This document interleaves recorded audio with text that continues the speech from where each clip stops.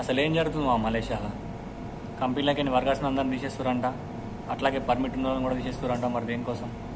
అసలు ఈ పర్మిట్ అంటే ఏంది, ఈ అవుట్ పాస్ ఏం నడుస్తుంది, అసలు ఎందుకోసం ఇట్లా చేస్తారు అని చెప్పేసి ఈ వీడియో అయితే నేను క్లియర్గా ఎక్స్ప్లెయిన్ చేస్తా. స్కిప్ చేయకుండా మొత్తం చివరి దాకా చూడండి. ఫస్ట్ టైం ఎవరైనా వీడియో కనుక చూసినట్టయితే వీడియోకి అయితే ఒక లైక్ వేసుకోండి. అట్లాగే ఇట్లాంటి మరిన్ని వీడియోస్ అయితే మన ఛానల్ వస్తూ ఉంటాయి.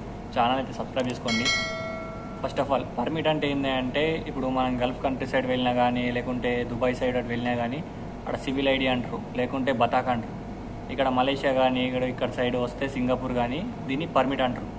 మనకు ఎట్లా అంటే ఐడి లాగా సేమ్ ఇక్కడ దాన్ని పర్మిట్ అంటారు. అంత బాగానే ఉంది. పర్మిట్ ఉన్న వాళ్ళని కూడా మరి ఎందుకు వేస్తున్నారు అంటే, పర్మిట్ అనేది ఏంటంటే డిఫరెంట్ సెక్టార్ ఉంటుంది అన్నట్టు. ఇప్పుడు ఎట్లా అంటే కొన్ని కన్స్ట్రక్షన్ కంపెనీలు ఉంటాయి, కొన్ని మ్యానుఫ్యాక్చరింగ్ కంపెనీలు ఉంటాయి, కొన్ని వేర్ హౌస్ కంపెనీలు ఉంటాయి. అందులో నుంచి కొన్ని వీసాలని తీసుకొచ్చి మనకు అప్రూవ్ చేస్తారు అన్నట్టు.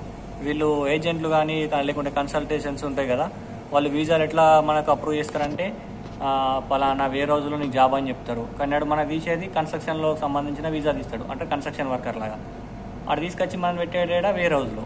వీళ్ళు వేరే రోజులో పెడితే వీళ్ళు అట్లా అప్రూవ్ చేసుకుంటారా? చేసుకోరు కదా, ఎందుకంటే మనం వచ్చింది కన్స్ట్రక్షన్ వర్కులు. అట్లా జరిగే ఇప్పుడు మలేషియాలో ఇప్పుడు ఎక్కువ మొత్తంలో మందిని అందరినీ తీసేస్తారు అన్నట్టు వేరే రోజులో నుంచి. వేరే రోజులో కానీ లేకుంటే సూపర్ మార్కెట్లో కానీ, అంటే వాళ్ళకి సంబంధించిన వర్క్ మీద వచ్చేది ఒకటి, ఇక్కడికి వచ్చిన తర్వాత చేసే వర్క్ ఒకటి అన్నట్టు. పర్మిట్ ఉంటుంది వాళ్ళ దగ్గర, అన్నీ ఉంటాయి, కానీ తీసేస్తారు. ఎందుకంటే వాళ్ళ సెక్టార్ వేరే, వాళ్ళు ఇక్కడికి వచ్చి చేసే పని ఒకటి వేరే. మళ్ళీ ఇంకోటి ఏంటంటే, ఇక్కడ అవుట్ పాస్ నడుస్తున్న విషయం మీ అందరికి తెలిసింది. ఆ అవుట్ పాస్ ఏంటంటే ఇల్లీగల్గా వర్క్ చేసుకుంటే వాళ్ళకి ఒక ఛాన్స్ అన్నట్టు ఇండియాకి వెళ్ళిపోవడానికి, అంటే లీగల్గా. అదొక కారణం కూడా కావచ్చు. ఎందుకంటే ఇంటికి వెళ్ళిపోకుండా చాలామంది ఇక్కడ వెయిట్ చేస్తున్న వాళ్ళు, అంటే ఏం కాదు, అంటే గవర్నమెంట్ అట్లా ఏం సీరియస్ తీసుకోదు అన్నట్టు థాట్స్ ఉంటాయి కొందరి. ఇప్పుడు ఏంది, గవర్నమెంట్ ఎప్పుడు ఎట్లాంటి రూల్స్ తీసుకొస్తుందో మనం చెప్పలేము. నేను ఆల్రెడీ ఆ వీడియోలో క్లియర్ ఎక్స్ప్లెయిన్ చేసిన.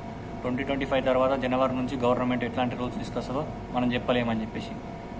ఇప్పుడు ఈ విధంగా నడుస్తుందంటే అవుట్ పాస్ కూడా ఒక కారణమే అని చెప్పొచ్చు. కొన్ని రోజుల క్రితమే ఇమిగ్రేషన్ వాళ్ళు వచ్చేసి కంపెనీలో చెప్పేసి పోయారంట. అంటే ఇట్లా ఎవరైనా వర్క్ చేసుకునే వాళ్ళు ఉంటే వాళ్ళని ఇట్లా, అది వాళ్ళ వార్నింగ్ లాగా అనుకోండి, ఇమిగ్రేషన్ వాళ్ళు వచ్చి చెప్పేసి పోయారంట. ఇక కంపెనీలు డైరెక్ట్ తీసుకో కదా, ఎందుకంటే మనం చేసేదంతా కాంట్రాక్ట్ వర్క్. ఇది ఒక కంపెనీ ఉంటుంది, మనం ఒక కంపెనీ ఉంటాం, వాడెవడో తీసుకొచ్చి వీడికి ఇస్తాడు, వీడెవడో తీసుకుపోయి వాడికి ఇస్తాడు. ఇదంతా ఇట్లనే ఉంటుంది. ఇవే కారణాల చేత కంపెనీల నుంచి మందిని అయితే తీసేస్తారు. నాకు తెలిసి దాదాపు మలేషియాలో ఎక్కువ మొత్తంలో ఇప్పుడైతే ఇదే నడుస్తుంది. మేబీ కొన్ని రోజులు అయితే నడిపిస్తారు. ఈ డిసెంబర్ లాస్ట్ వరకు ఛాన్స్ అయితే ఉంది. తర్వాత నుంచి ఇక చెప్పలేం, ఎక్కడైనా రైడ్లు జరగచ్చు, ఎప్పుడు ఎక్కడ ఏమైతే తెలియదు. ఎవరైనా వీడియో కనుక ఇక్కడ ఉండి చూస్తున్నట్టయితే కొంచెం అయితే జాగ్రత్త అందరూ.